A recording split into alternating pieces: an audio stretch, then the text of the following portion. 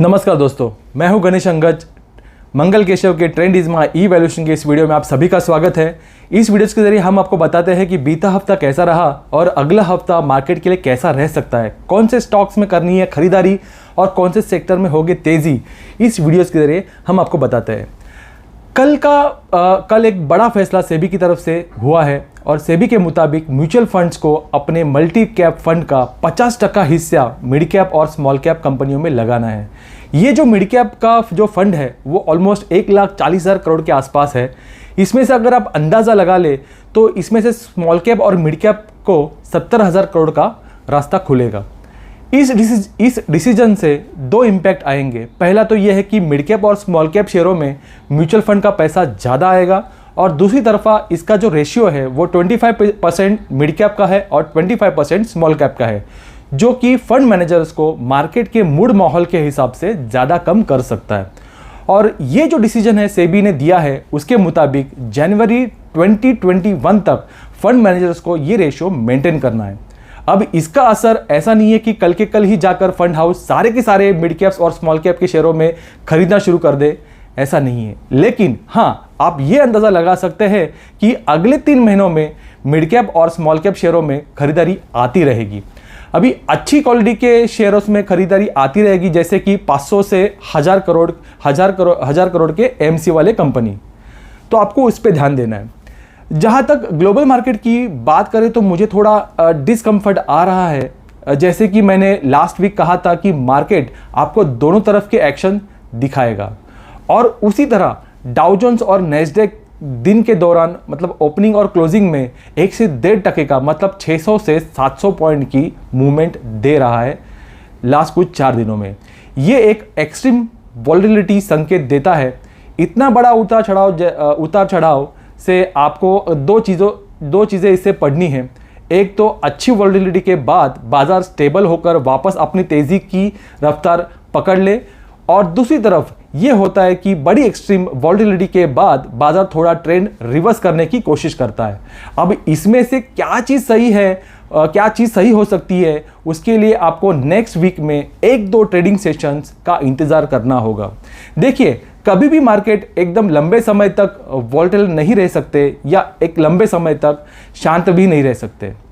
जहाँ तक सपोर्ट की बात है, इस हफ्ते का जो सपोर्ट में कोई बदलाव नहीं है। सपोर्ट वही है 11,129 का।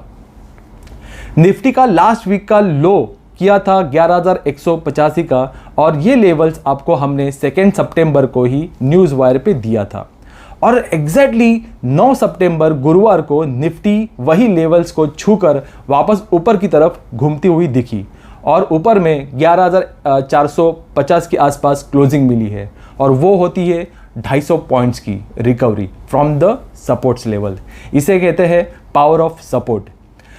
अब आगे क्या, तो आने वाले दिनों में मैं आपको मार्केट में एक्सट्रीम बुलिश या एक्सट्रीम बेरिश होने की सलाह नहीं दूंगा जब तक डायरेक्शन क्लियर नहीं हो जाए, और डायरेक्शन आपको रेजिस्टेंस सपोर्ट से ही मिलेगा। मंदी के लिए निफ्टी में 11,129 के नीचे एक दिन भी अगर क्लोजिंग मिलती है तो आपको निफ्टी शॉर्ट करनी है और इसका जो स्टॉप लॉस है वो रखना है आपको 11,430 का, और नीचे में इसका जो टारगेट रहेगा वो रहेगा 10,790 का। तेज़ी के लिए ऊपर में निफ्टी आपको बाय करनी है 11,530 के ऊपर, इसका टारगेट रहेगा 11,650 और 11,700 का, और नीचे में इसका स्टॉप लॉस रहेगा 11,230 का। बैंक निफ्टी में 50% आपको बैंक निफ्टी बाय करनी है 22,300 के आसपास और 50% आपको 21,500 के आसपास बाय करनी है। स्टॉप लॉस अपना वही रहेगा 20,800 का और ऊपर में टारगेट रहेगा 20,400 का। अब आगे बढ़ते हैं अपना पसंदीदा segment stock of the week, और इस हफ्ते का विनर ऑफ द स्टॉक्स है इमामी लिमिटेड। हमेशा की तरह इस बार भी इमामी अपनी चमक दिखाने में कामयाब रहा। यह हमारा छठा कॉल था इमामी पर। हमने 370 पे रिकमेंडेशन दिया था और टारगेट दिया था 411 का, और इसने शुक्रवार को ही 290 का हाई भी किया जो था 6% का, 6% on return on investment with in 4 days. इसमें भी मेरी अभी भी बने रहने की सलाह रहेगी। आने वाले दिनों में ये और 5 से 6% का रिटर्न देने का दमखम रखता है। अब अगले हफ्ते के लिए हम लेकर आए हैं वापस 5 डायमंड स्टॉक्स, लेट्स सी चमक दिखाने में वो अगले हफ्ते कामयाब होते कि नहीं। हमारा फर्स्ट बाय कॉल है फार्मा सेक्टर से और वो है अमृतांजन। अमृतांजन आपको बाय करना है 440 विद स्टॉप लॉस रहेगा 422 का और टारगेट रहेगा 554 और 454 और 464 का। इस हफ्ते का दूसरा कॉल रहेगा एफएमसीजी सेक्टर से और वो है जिलेट। इसमें हमने 10 सितंबर को गुरुवार को बाय की सलाह दी थी न्यूज़ वायर पे। अब इस शुक्रवार की जो क्लोजिंग है वो है 5576 का और इसका स्टॉप लॉस लगाना है आपको 55250 का और ऊपर में इसका टारगेट रहेगा 6000 का। तीसरा स्टॉक्स भी एफएमसीजी सेक्टर से है, वो है प्रताप स्नैक्स लिमिटेड डायमंड। ये हमारा टेक्नो फंडा कॉल है। इसमें हमने पहले से ही बाय कॉल दिया था हमारे न्यूज़ वायर पे 597 पर और शुक्रवार का इसका जो क्लोजिंग है 627 का है और ऑलरेडी हमने इस स्टॉक्स को बॉटम पर पकड़ा है और आगे आने वाले दिनों में ये 700 का स्तर दिखा सकता है। तो इसका स्टॉप लॉस रहेगा नीचे में 567। इस हफ्ते का जो चौथा बड़ा इंटरेस्टिंग कॉल है वो है आईटी सेक्टर से, वो है विप्रो।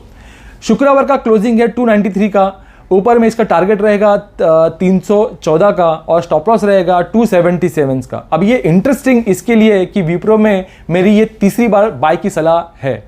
पहले हमने विप्रो में बाय किया था 220 पे और इसका प्रॉफिट बुक करवाया था 240 पर। दूसरी बार इसका बाय कॉल दिया था 268 पे और इसका हमने प्रॉफिट बुक करवाया 295 के आसपास। इसका शुक्रवार का ये जो है लास्ट शुक्रवार को ही ये अचीव हुआ है। इस हफ्ते का जो पांचवा कॉल है वो है फाइनेंस सेक्टर से। इस स्टॉक्स का नाम है मन्नपुरम। इस पर भी हमारी दूसरी खरीदार की सलाह है। 157 पे आसपास आपको खरीदना है फॉर द टारगेट 167 और इसका स्टॉप लॉस रहेगा 151 का क्लोजिंग बेस। इसका फर्स्ट कॉल शुक्रवार को ही हमने दिया था जिसमें कि इंट्राडे में हम लोगों ने प्रॉफिट बुक करवाया बट क्लोजिंग बेस इसमें वॉल्यूम ब्रेकआउट मिला है तो मैं वापस इसमें मैंने बाय करने की सलाह नेक्स्ट वीक के लिए मैं दे रहा हूँ। ऐसे ही बने रहे इंटरेस्टिंग इन्वेस्टमेंट कॉल्स के लिए मंगल केशव के साथ मेरे साथ। और जाने से पहले अगर आपको ये जानकारी अच्छी लगी है या वीडियो आपको पसंद आया है तो प्लीज़ आपके दोस्तों आपके कलीग्स में ये वीडियो ज़रूर शेयर करना, सब्सक्राइब करना, लाइक करना और आशा करता हूँ कि ये पूरी की पूरी इन्फॉर्मेशंस आप सभी के लिए अगले हफ्ते के लिए फ़ायदेमंद साबित रहे। मिलते हैं अगले रविवार को।